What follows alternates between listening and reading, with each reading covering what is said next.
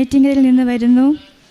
ഞാനിവിടെ ആദ്യമായി വന്നത് 2022 ജനുവരി 13 യൂട്യൂബിൽ കൂടെയാണ് ഞാൻ കൃപാസനത്തെ കൂടുതലായിട്ട് അറിഞ്ഞത്.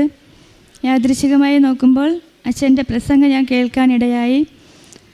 അത് ഞാൻ കണ്ടിന്യൂസ് വീണ്ടും കേൾക്കാൻ തുടങ്ങി.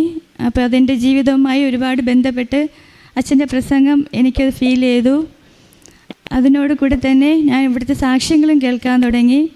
എനിക്കത് ഭയങ്കര ഇഷ്ടമായിരുന്നു കേൾക്കാനായിട്ട്. അങ്ങനെ എനിക്കും വളരെയേറെ ബുദ്ധിമുട്ടുകൾ എൻ്റെ ജീവിതത്തിൽ അനുഭവിക്കുന്ന ഒരു സമയമായിരുന്നു. അപ്പോൾ എനിക്കും ഇവിടെ വന്ന് ഉടമ്പടി എടുക്കണം എന്നുള്ളൊരു ആഗ്രഹം തോന്നി.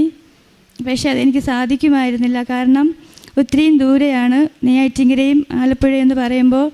കാരണം എന്നെ കൊണ്ടുവരാനായിട്ട് ആരും ഉണ്ടായിരുന്നില്ല. എൻ്റെ ഹസ്ബൻഡ് ഒരു അധികം ദൈവവിശ്വാസമുള്ള ഒരാളൊന്നും അല്ലായിരുന്നു.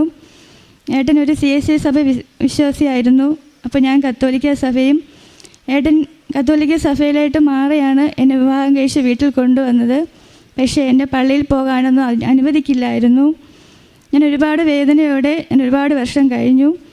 എന്നും വീട്ടിൽ ഇതിൻ്റെ പേരിൽ വഴക്കായിരുന്നു. പലപ്പോഴും ഞാൻ വീടിൻ്റെ പുറത്താണ് കിടന്നുറങ്ങിയിരുന്നത്.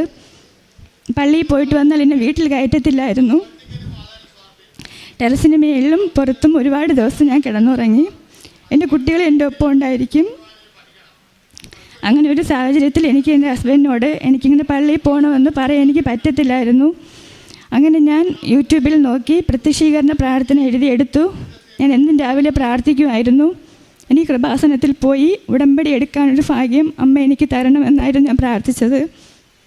ഞങ്ങൾക്കൊരു ഷോപ്പുണ്ടായിരുന്നു. അപ്പോൾ ഏട്ടൻ നല്ലൊരു മദ്യപാനിയായിരുന്നു. മദ്യപിച്ചിട്ട് സെർവെല്ലാം ചുരുങ്ങി ഏട്ടൻ നടക്കാൻ അധികം പറ്റാതെയായി. കാലിൻ്റെ ബാലൻസ് പോയി. നടക്കുമ്പോൾ ചെരുപ്പ് ഊരിപ്പോയാലൊന്നും അറിയത്തില്ലായിരുന്നു.